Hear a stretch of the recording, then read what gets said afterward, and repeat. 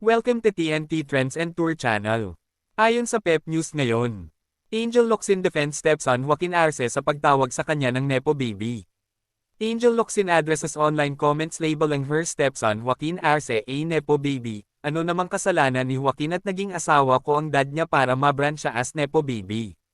My son could have asked me for a project, but ang hiniling niya is mag-audition sa PBB.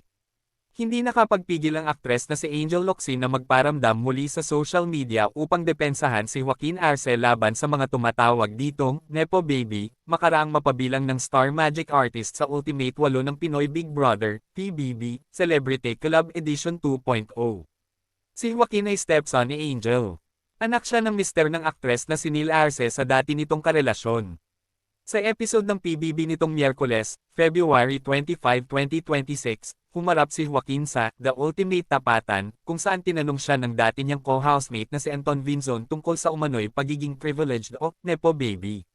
Matapang na tanong ni Anton kay Joaquin, do you consider yourself a Nepo Baby or na-influence ka lang ng pamilya mo dahil mayaman sila, may kaya, sikat or sadyang binoto gamit ang kanilang pera?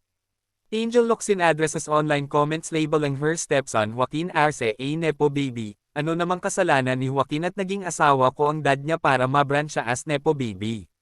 My son could have asked me for a project, but ang hiniling niya is mag-audition sa PBB.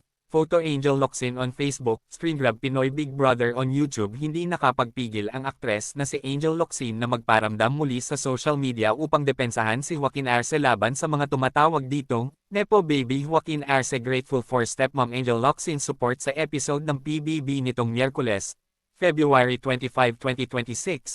Humarap si Joaquin sa The Ultimate Tapatan, kung saan tinanong siya ng dati niyang co-housemate na si Anton Vinzon tungkol sa umano'y pagiging privileged o Nepo Baby. Matapang na tanong ni Anton kay Joaquin, do you consider yourself a Nepo Baby or na-influence ka lang ng pamilya mo dahil mayaman sila, may kaya, sikat or sadyang binoto ka lang gamit ang kanilang pera?